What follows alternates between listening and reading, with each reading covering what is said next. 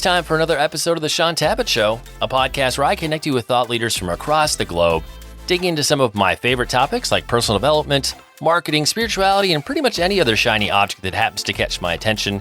Today, my special guest is Kai D. Wright, and we're going to be discussing his helpful book, Follow the Feeling, Brand Building in a Noisy World. Kai, it is truly an honor. Welcome to the show. Thank you for having me, Shaun. Well, let's kick off our conversation today with a bit of what we might call the Kai D. Wright origin story. So for those of us who are encountering you for the first time in our talk today, what are a few things we need to know about you? Well, the long story short is I am a scholar practitioner, which means I have a dream job, two dream jobs. One, as a scholar, being able to teach students that are in graduate school studying communication, some that are right out of college, and some that have 15 to 20 years of experience. They just want to come back to school in order to have a pivot moment in their career. And then a practitioner getting to consult with three different types of clients, with individuals that are executives, individuals that are entrepreneurs, and then every now and then I get to work with a fun celebrity. Well, one of the things I really appreciate about the book is you do give us different snippets of your background, your journey of kind of how all of this marketing knowledge came together. So I want to pull in a few more threads of your origin story before we get into the book. Talk to us a little bit about your childhood business or entrepreneurial pursuits. How did some of those experiences prepare you for where you would go in marketing? Sure. I have been interested in entrepreneurship before I even knew what entrepreneurship was from a formal definition standpoint. I think like most children, the idea of being able to make money seemed very fascinating, not realizing all of the other skills and traits that are learned along the way, like how to find new customers, how to manage through different customers and conflicts, how to set pricing and promotions. And so I got to cut my teeth with entrepreneurship and brand building by having a grass cutting business. I lived in Jacksonville, Florida, and like clockwork all year long, there were very many opportunities in order to help my neighbors out in terms of landscaping. And so I did that for about 6-7 years in terms of my teenage years. And let's fast forward to your post-secondary education journey. In terms of those experiences, what shaped you most for your marketing journey? Well, I always loved science. And, I did the Intel Science Fair as I was growing up, which nowadays we have STEM, and it is quite common, and many individuals kind of find high-paying careers by going and studying computer science. But 20, 25 years ago, that necessarily wasn't the case. What I loved about science and doing science experiments in my spare time was the scientific method and this ability to have a hypothesis, test that hypothesis, understand and break down, identify different variables, try to control for them, and to be able to have that level of experimentation, repeat it time and time again. And I think inherent in having a business from a grass cutting standpoint and then spending a lot of time doing science fair projects for 5 years, I had this great duality of understanding that failure is okay. Failure to a large degree has its own inherent built-in feedback. And so the ability to listen to those failures and have them form kind of the next hypothesis or next steps that you took was quite key. But also within business, it taught me to understand the importance of planning and having a strategy and having a framework to approach really complex ideas. And so for me, breaking down really complex situations comes back to having those hypotheses, identifying different variables, and then eventually putting together a framework that can be repeated not only by myself, but by multiple individuals out in the world. And last part of the origin story questioning, let's fast forward into those early career phases, whether we're talking internship or those first few years after college. Was there any specific experience or part of the journey that kind of solidified some of those early seeds of what would eventually transition into the Leveque system that we'll talk about in a bit? Oh, wow. Yes, I'll say that's a really big question, but probably I'll boil it down to one thing. I was pretty selfish, what I would call soul selfish, SOUL. And in being soul selfish, I approached my career different coming out of college than other individuals might have. It was kind of a 2007 time. We were just about to rock into the recession of '07, '09. And there were a lot of opportunities. I studied economics and then went to grad school for communication. And economics and communication are pretty linked, I tell people, because they both deal with influence. When it comes to economics, it's generally influenced as through taxes and penalties and different incentives and stimulus, but usually monetary kind of controls that are put into place.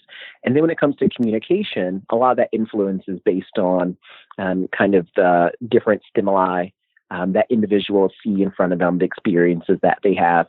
And I really wanted to lean in from a career standpoint into this category of influence so I can use my economics background, use my communication background moving, as I then would be starting my career in order to help make sense of why people make the decisions that they do. And I've been really fortunate to be able to spend about 2 years in different roles for the first 10 years of my career. And that was really the goal, was to get as much of a well-rounded perspective on different types of communication. And so I had a blast over the first 10 years working at a big agency like Ogilvy, which I'm back at now, to working with influencers within a PR standpoint. And that also includes working with a couple of celebrities along the way, working with Diddy to run his communication for his television network for about 3 years, a year and a half in-house, and then before at the agency, and then working with music talent. And so regardless of whether the clients have been celebrities, like people with their personal brands, or large corporations like Fortune 50 companies, or even startups that I've worked with, the one principle that I've seen true is the one thing that matters most is how you make other people feel. And the book and the research over the last couple of years related to feelings and emotions as a business strategy has been owed to that one universal truth. How you make other people feel determines your success. Well, next, let's get into the story behind the book. Now, I talked to lots of authors, and I'm always curious, why was this the right time? So in terms of Follow the Feeling, how did you know you were ready for this book to come to life on the printed page? And how did you know the world, so to speak, was ready for this message? How did you decide? That's a really great question, Shaun. And I'll probably say two major things started happening at once. I've been teaching with Columbia for a number of years, and they asked for us to determine as a faculty what were the gaps that we needed to start to pivot in order to cover from a communication standpoint. And that time was 2016. And I had a sense in my gut that behavioral economics was already becoming more and more important. I'd studied that specialty within economics in college. And so as the years went on, behavioral science started to become more and more important from a consumer psychology standpoint. And I saw the two things merging. As we were in the process of looking at the curriculum at Columbia, we then said, well, could we add something around behavioral science? And I started working on that.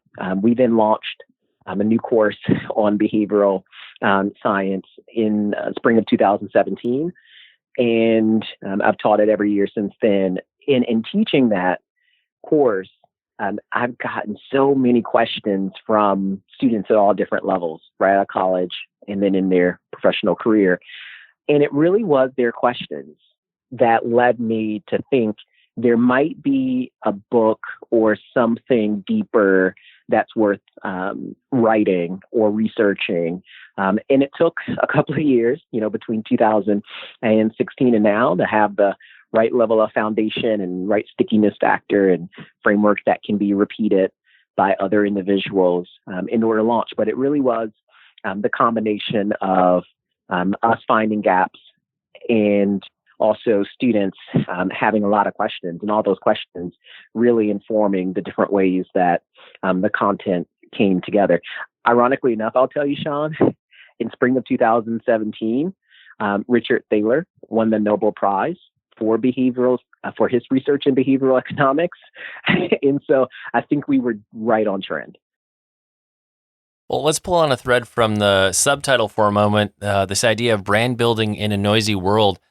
In terms of capturing our audience's attention, what's the scope of who we're competing with today? It's a lot more complicated than it was maybe 10 to 15 years ago.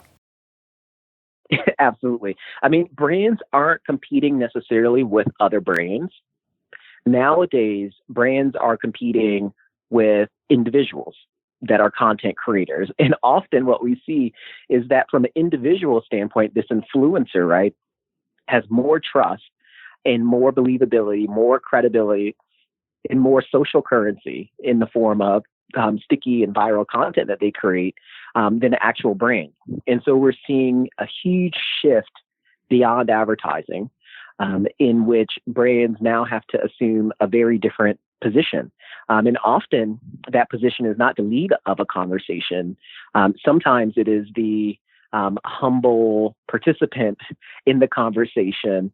And in being that participant, recognizing that unlike 10 years ago, the idea of community and how brands talk to audiences have changed.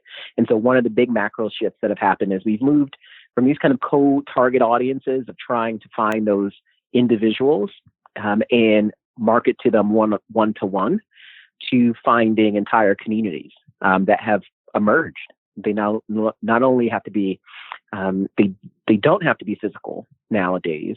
And so we find that a lot of these niche communities thrive around brands, whether the brand participates or not. And so the role of a brand when it comes to connecting with individuals has changed, and the expectation of how a brand will respect and have empathy and really empower a community of individuals around it or tribe that's around it has changed also.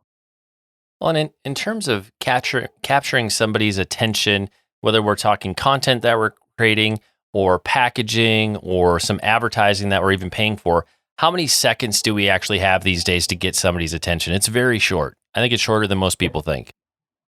Yeah, right. From a digital standpoint, about 3 to 6 seconds.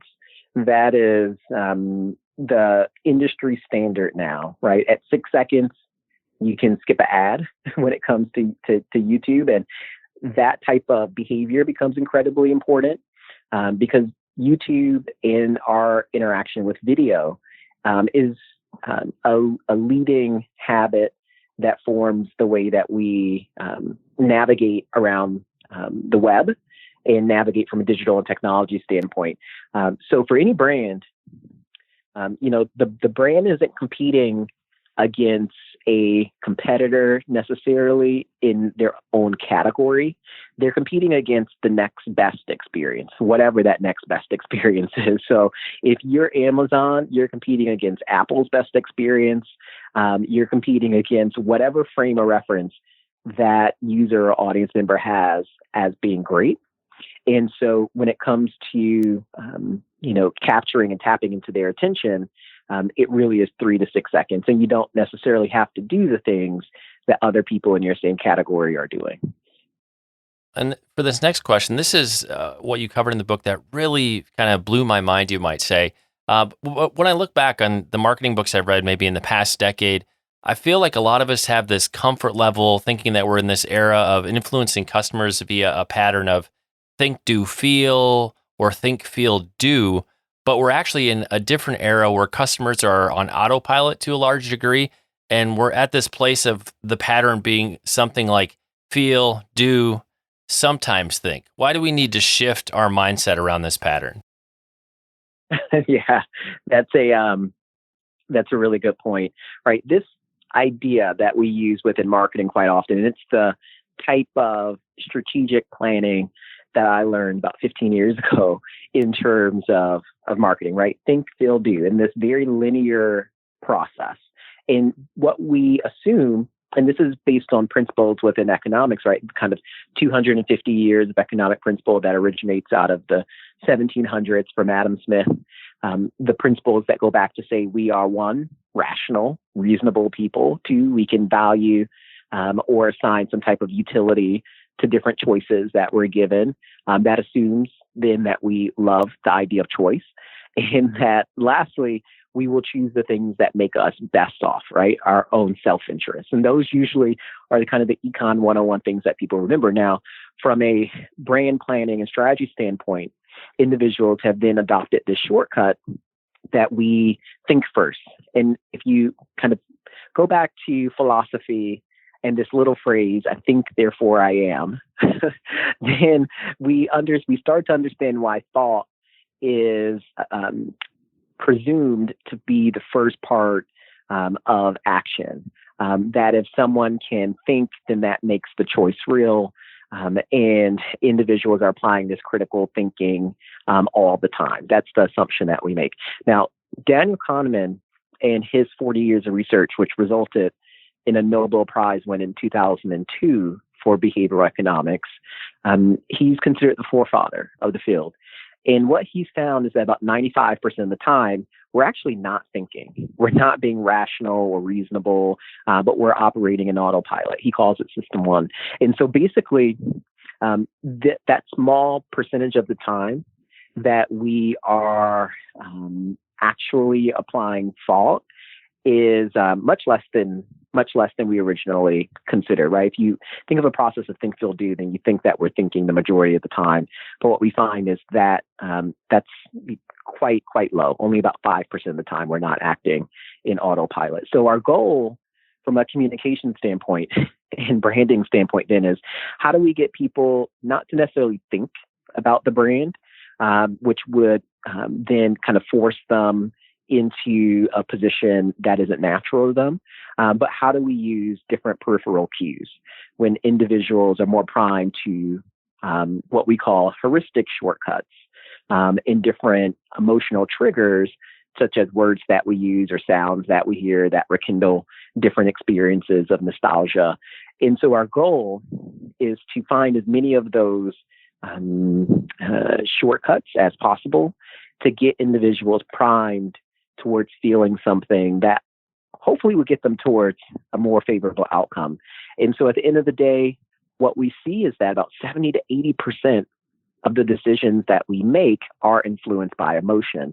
And so when we don't have the feel part come first, then that assumes that we always have to give someone like reasons to believe or claims or proof points, which can actually be pretty distracting and kind of turn individuals off from a message. We see this often when it comes to the hospital standpoint. You know, we try to get doctors all the time to wash their hands.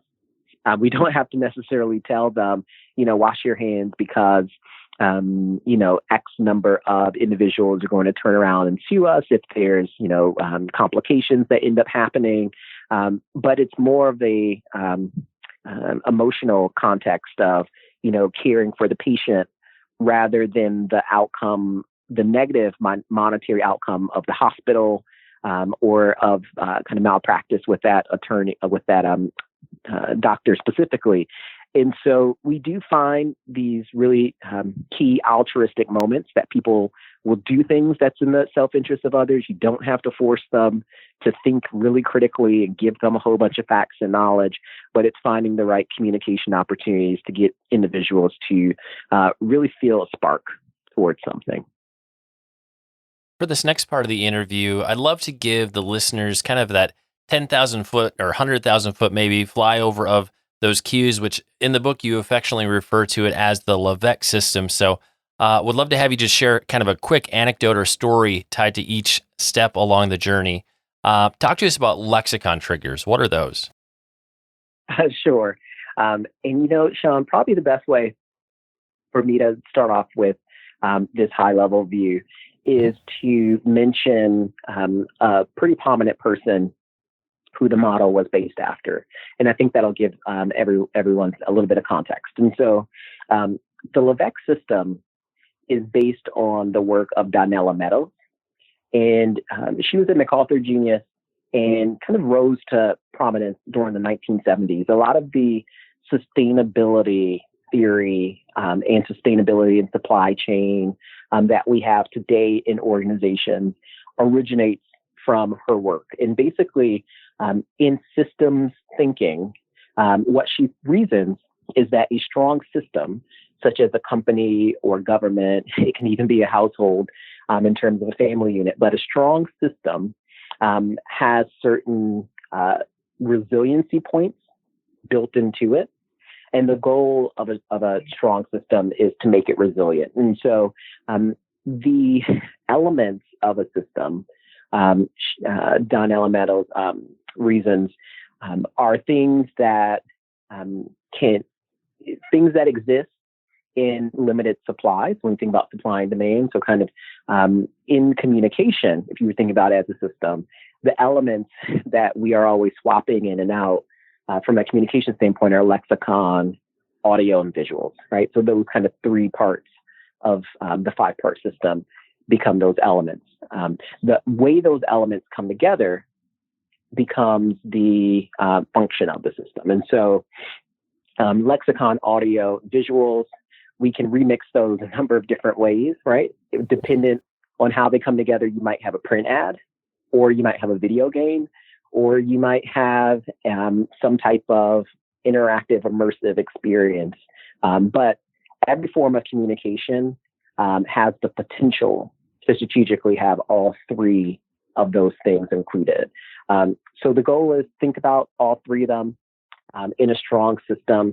The strategic challenge is how do you purposefully amplify each one of them simultaneously. Those three elements come together to form some level of an experience. And that experience over time becomes the purpose of that system. So a lot of organizations, they say, oh, well, we just want to set our purpose as doing well for the world. And that doesn't quite happen in reality because the actions of the company has to prove the purpose and the function according to Donella Meadows. And so it's more than just stating it. It has to manifest itself through behavior. And so one of the outcomes of systems thinking and making resilient brands is that these behaviors, these positive reinforcing behaviors, have to be built around the brand. All right. I think it's a little bit on a tangent, Shaun. Hopefully that gives individuals something to dig into in terms of, well, why should we pay attention to this new framework? Where does it actually come from? And hopefully that origin of all of the research that Donella Meadows has done helps give individuals a sense of what the true foundation of this work is. I'm happy to jump into the example of each one. If you like also. If you have time, I'd love to have you just give us a brief example of each of the 5. I think that would help to reinforce it for the listeners. So if you're willing, I have the time. Sure. So I'll give a quick one example for each part of the system. The first part is lexicon. And lexicon are the words that we use. And the goal with lexicon is to develop branded vocabulary. And branded vocabulary means individuals can understand who, from a company standpoint or individual standpoint, if you're doing personal branding, is communicating to them based on certain keywords, right? And it doesn't take a lot of keywords. It usually takes about 3 to 5 kind of choiceful keywords that are being repeated over time, or a very unique delivery style, what we call paralinguistics.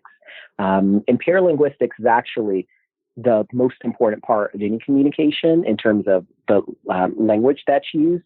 And paralinguistics essentially means the way that I'm delivering it. Am I using humor? Am I being kind of authoritarian, or am I being jovial in terms of using it? So for instance, Southwest Airlines, as one of the fastest growing, most beloved airlines the most quarters consecutively of a company in terms of growth, quarter over quarter. Most individuals have flown on competitive carriers in terms of airlines, and you hear pre-flight instructions, safety instructions. Southwest empowers their stewards to use humor in the delivery, and that creates an instantaneous connection between a community of individuals that are flying that don't know each other. And so this element of community can be reinforced by branded language or branded vocabulary that companies deliver over time. And so they take this mundane moment of hearing the same pre-flight safety instructions on every airline every time you fly, and they make it memorable. And they make it something so that you have this joint fun experience with other individuals. By doing it at the beginning of the flight, rather than leaving the humor towards the end with landing, they kind of forge this bond with individuals throughout the entire duration of the flight, which is great. So language, is one way that we can start to brand ourselves. The second is audio. With the question you asked earlier, how long do we have to stand out through the noise? And it's about 3 to 6 seconds. And so the goal with audio really is to close your eyes and take something that I call the Bird Box test. If you or anyone remembers this Netflix movie with Sandra Bullock, that was the most watched Netflix movie that they've ever released. About 45 million people, most watched television, made for television movie in the last 3 years. And so with the movie, individuals have to navigate throughout the world without seeing anything. They're blindfolded. And so if you can imagine that brand landscape of consumers having to find your brand without being able to see an ad or see a billboard or see a commercial or feel the packaging, would they be able to find your brand based on audio alone? And most brands fail the Bird Box test. There's not a single audio tone that differentiates their product versus another product. And so the goal really is to make audio central. Intel, just to give everyone some hope, Intel is a product that 99% of consumers have never held in their hand in terms of a microchip, an actual chip. Yet Intel has one of the highest brand recalls in terms of their iconic bong sounds because it plays every 3 seconds somewhere in the world, whether it is at point of sale, such as an electronics store, or through communication, such as advertising. It's the consistency and the frequency of using the same sonic tones that makes that brand stand out, even though it's a brand that no one has held in their hand. So it's possible. Everyone has hope to be identifiable through audio. And then the last area of 3 elements is visuals. And what we find is individuals, because we live in this community-oriented world, content is currency. And all the content doesn't have to be made from the brand because consumers are having conversations with each other or any audience, even if it's business decision makers from a B2B standpoint, are having conversations more frequently with each other than they are with the brand. And in that conversation, they're sharing a number of different assets, whether it's emojis or GIFs or other short videos that's being reposted. And so we can look at something like the NBA. The NBA invested significantly in GIFs, and they did so at a very great time because 10 years ago, they were about 1/5 of the size of the NFL from a sports team size and from a valuation size. And now they are about 4/5 of the size of the NFL. And one of the ways they have closed that gap quite tremendously and created significant brand value is because they invested in instant replay technology so that within seconds, someone could have the one piece of social currency that they wanted the most, which was to talk about an instant replay. And they automated that ability for individuals to share, and they really leaned into that as a brand. And what we have found over that time is that something as simple as GIFs, which is a new form of communication that didn't launch until 2014, really, when it hit its height, 2014, 2015, is that within 5 years, a completely new format of communication has almost taken over the way that we tweet, the way that we post on Instagram, the way that individuals text message each other, and now up to 30% of text messages and social media posts has a GIF in it, or an emoji, or some type of image. And so these communication trends are rising and changing fast enough for brands to take pause and to say, if we haven't evaluated how we communicate within the last 10 years or 5 years, there are new trends that we have to particularly pay attention to. So that's a little bit around the elements of lexicon and audio and visuals and why they're so important. When those three elements come together, you get an experience. And the goal of an experience, according to Donella Meadows, is to reinforce some type of positive outcome. And so I call those normative behaviors. And the goal of a brand is to create normative behavior, reinforce and empower individuals towards those behaviors. So, for instance, if you have a beauty brand, the beauty brand's normative behaviors might be buying the product, using the product, taking an image with the product, putting it back, that image back into social media, and then participating in some type of group or communal activities around discussing that product or varying different styles of how you're using that product. But essentially, there is a community element of badging that may be associated with that product usage. And the goal with most brands should be to figure out what are the kind of rituals that can be built around a product, whether it's a physical product or a service, that can serve as a unifying set of behavior and create tradition around that particular product. If it's something like SoulCycle, they do this through language based on what they call individuals when they come in for a ride, right? So everyone's a warrior. You are kind of on this journey together. And so sometimes it's taking those things that people naturally do and just giving them names and making it clear that the kind of the sets of behaviors or rituals that the tribe does. And the last area, so we've covered lexicon, audio, visuals, and experience, is culture in Levesque. And culture is taking all those micro actions that the organization has and making sure that they are recalibrated against the central positive feeling. So if you're Disney, for instance, Disney has certain language that they use that makes someone feel joy and happiness. There's a lot of negative terms from a sentiment standpoint that's just not in their vocabulary that they won't use.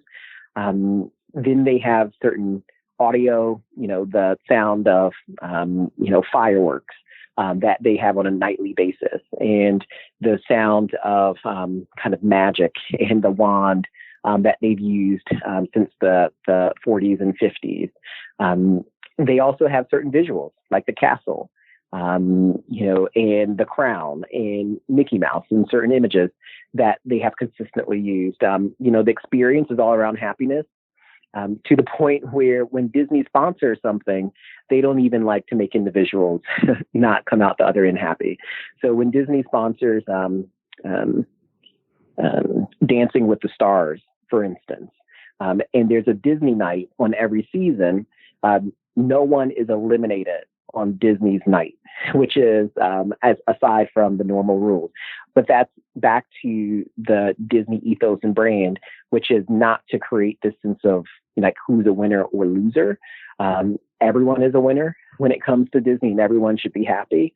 And so the way that culture is reinforced is even through their sponsorship. So it's not just what your employees are saying and doing, but it's also how your brand shows up in the world when it is, being put out alongside another brand.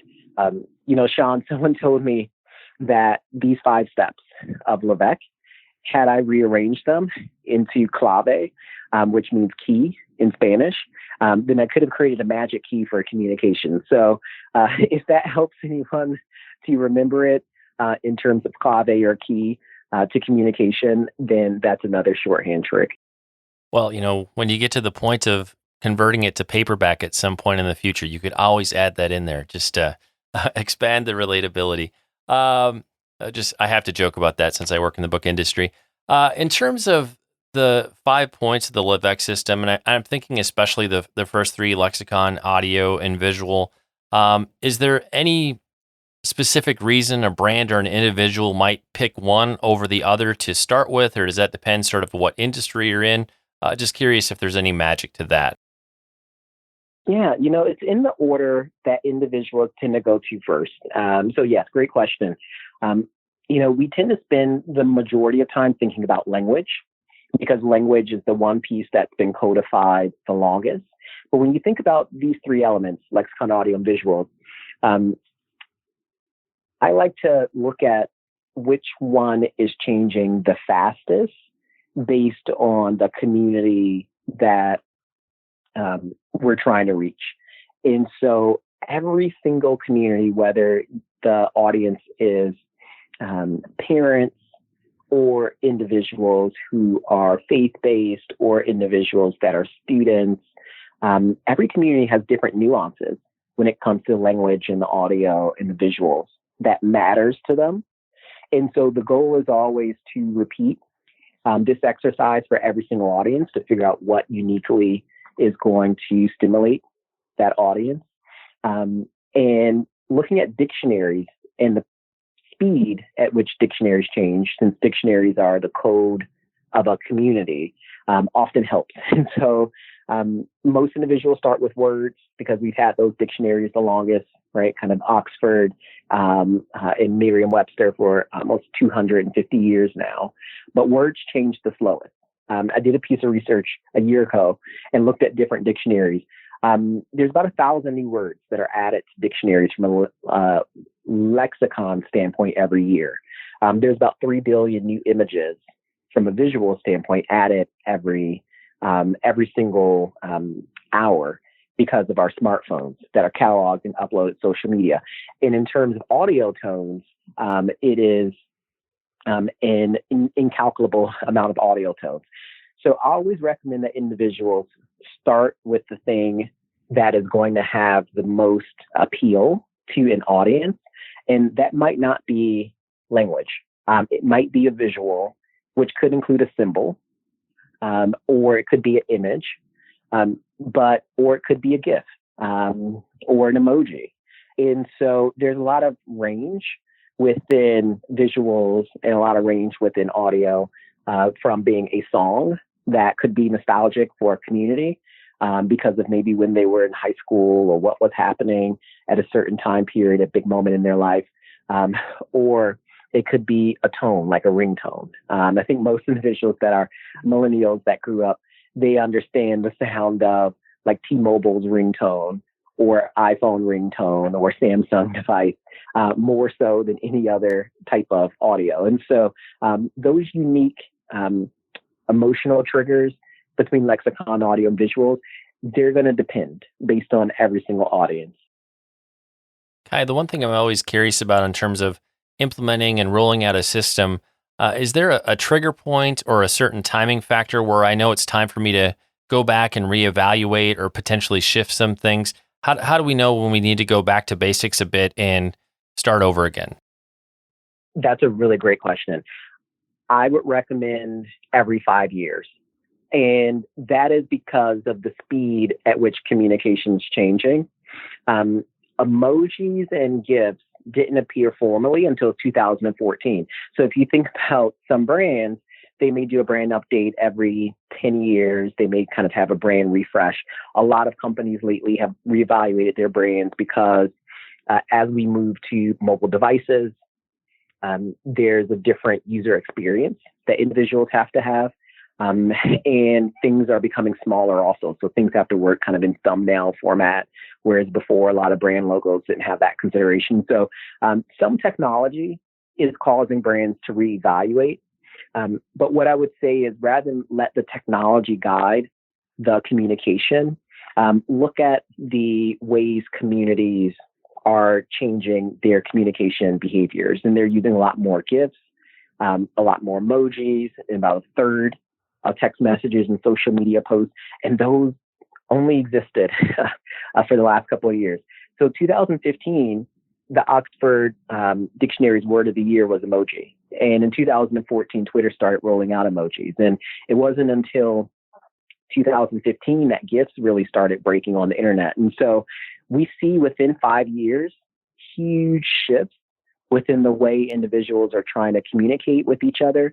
And that's why I implore a lot of brand leaders that have been managing brands at the CMO or senior director level for 20 years to specifically and especially go back and challenge themselves around think, feel, do, and look at these newer forms of communication and say, you know what, we really have to reboot our brand.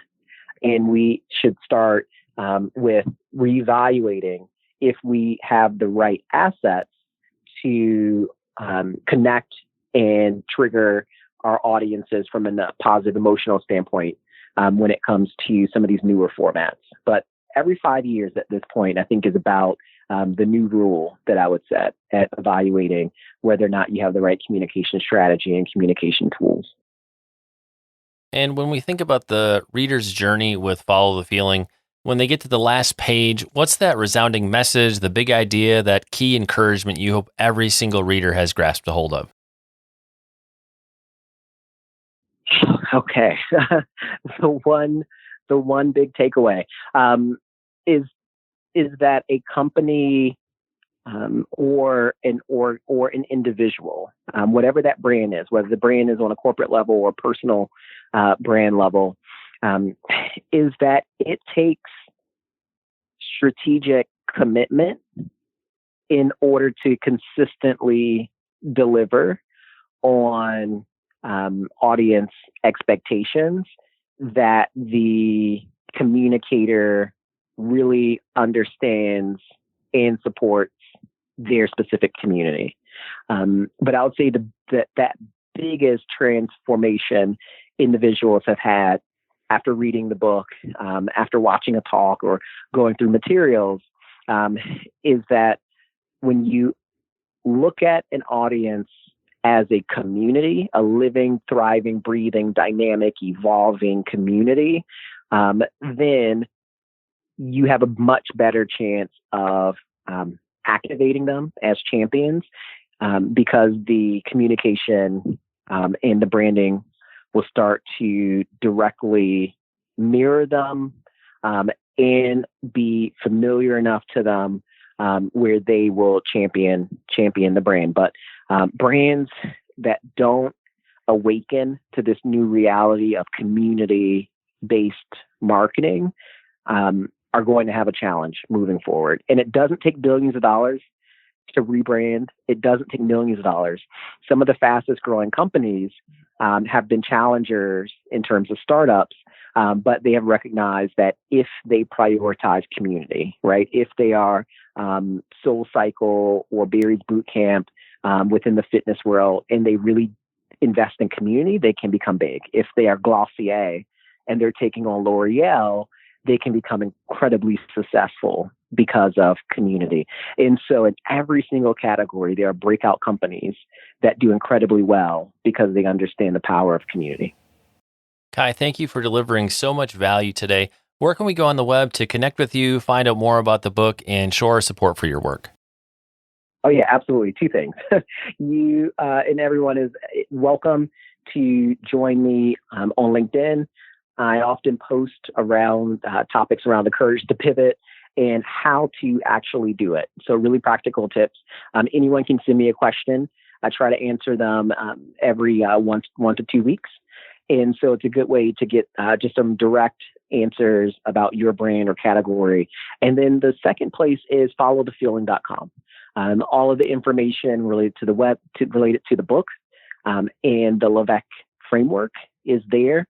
And there is a new course, a 3-hour masterclass that's going to launch in the middle of June. So Shaun, if you message me, I'm going to send you a way for your readers to do that for free if they like.